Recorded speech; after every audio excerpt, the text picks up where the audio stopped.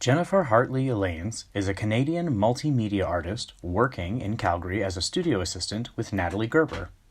Her practice makes use of mediums such as ceramics, silk screening, fiber arts, digital media, writing, and performance. She holds a BFA in sculpture from the Alberta College of Art and Design and received the Board of Governors Graduating Student Award in 2016. Jennifer is chronically ill, autistic, and a demisexual performer.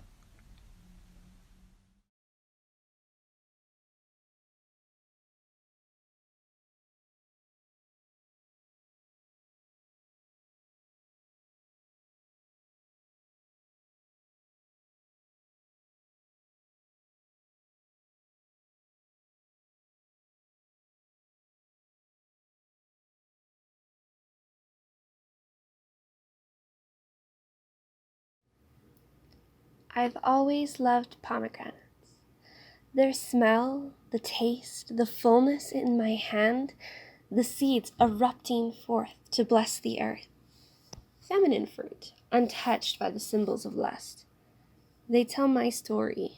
They tell of gardens and lovers, of gods and mortals. The mountain of the gods is so far removed from the garden of my own making. A life they live high above, so alien to my own. A flirting glance, batted eyelashes, a gasp of a breath, a hitch in a heartbeat, a stop at someone's step as they see an Aphrodite. The twang of arrow's bow felt at a moment. The lust that pours from Zeus's mouth and down the steps of Olympus. The mortal world reflects it too, bathing in the river flowing from the mountain. I have no use for that water. I tried it once, twice, just a small sip. It doesn't suit me. So I made my garden with high walls and hedges to block out the storm beyond, with my own source of refreshment. My fountain whispers of friendship, of smiles, of rich conversation, and of simple existence. My waters twist through my garden and spill into the world beyond my walls. My garden is quiet, still, no distractions. But when I venture outside, the world I visit is confusing and brash, a whirlwind of emotions and physical desire, music and images, letting ballads rise in the wind. The hurricane of sexuality would put Poseidon to shame. I don't understand the force that pulls people together based on the curve of a neck, the press of a hand, the glint of an eye. Love-sick mortals trailing after the promise of a touch, and perhaps a climax. What do they see in the bodies that they chase? I see nothing. The villagers speak of hearts jumping in their chests, of arousal, and of a pull towards one another. I try to imagine. I fail. It all seems like shallow droolings and pools of reflections, not worth my time. I have better things to do. I grow my garden and I make beautiful things. I breathe life into clay and stone. I whisper encouragement to the moss. The frogs keep me company. I plant pomegranates. I sing. But I am so lonely. The garden is too quiet sometimes. No one told me I could be fine by myself for so long. I never learned how. I feel like I'm missing someone. Must I find myself a man? A woman? Everyone says men are for me. They kept me far away from them until it was time to choose a husband. But the women are soft-spoken and gentle. They might be nice too. I like to hold their hands and laugh, to braid their hair and make them feel happy.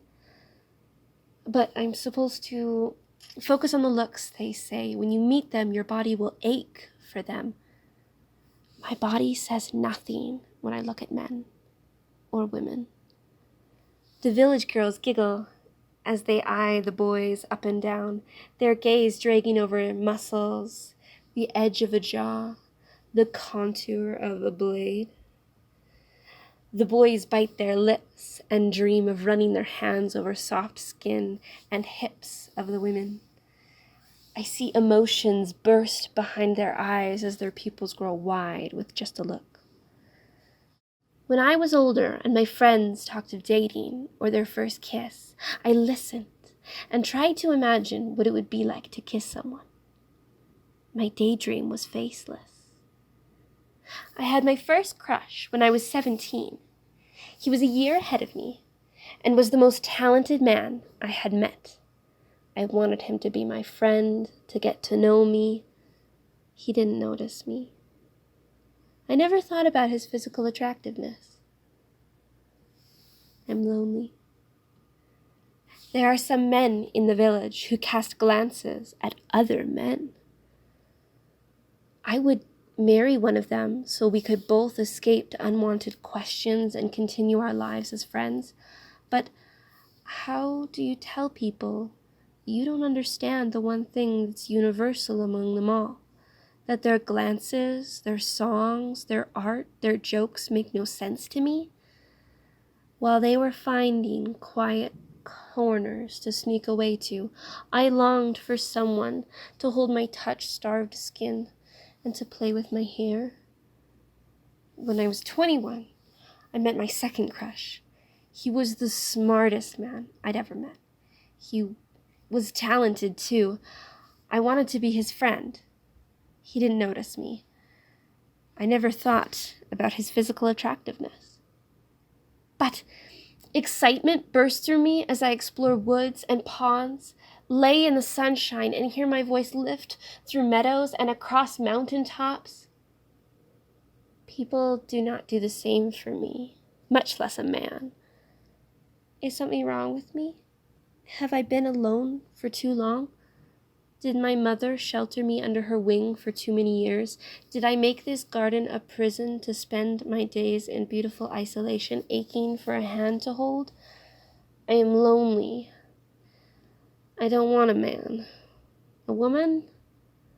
No, not that either. I had the opportunity to kiss a girl once. I didn't realize that I could have until after I left her house. A husband feels like a milestone, a hurdle I must pass. I shrink in fear to think that I must find someone who tolerates me so that I can escape the questioning eyes of mortals. I gave my first kiss away to a boy in the village while everyone watched, just so I could prove that I could. I am lonely. I stay in my garden and I keep myself busy with making art and serenading the plants. I am lonely. I can't find words to sing anymore. I can't force my hands to make. I am so lonely. And then a whisper from the earth, a call I've never heard. I listen. Who's crying from above? Me, Core. Tell me more. I don't know of love, of lust, of desire. The voice and I, we talk and share, and from the earth I feel a pull, the feeling of seeds and fullness and an urge for home, the hint of a promise. So I step down into the ground, a door opening below, every step deliberate, leaving the storm above me, and below a world of silence. A man waits for me in a garden of his own making. Welcome, Persephone. Hello, Hades. His face lights up as I take his hand in mine, and he shows me his home in a land of darkness. He too hides from mortals, for a different reason from mine. He hides from his frustration at a world that holds no rules. He hides from anger and hurt that might come his way. I show him that a garden is not a prison, but an oasis waiting to flourish. He wasn't the smartest or the most talented man I had ever met. He was strong and handsome, and I wanted to let my hands trail over his skin.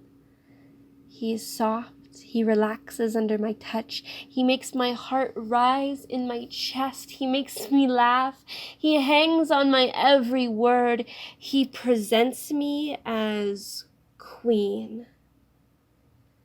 I step into a grove of pomegranates made just for me, an offering of understanding.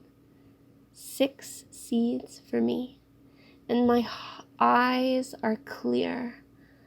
I understand half of the world I left. He is glorious and makes my heart ache for more, but his soul is delicious, not his form. I choose this garden, this man, this love, and I learn to ignore the land above in favor of a kingdom of relief, a kingdom of connection. I can sing again. I can make again. I was never broken, just lonely. I have seen the light, and it has bid me to stay.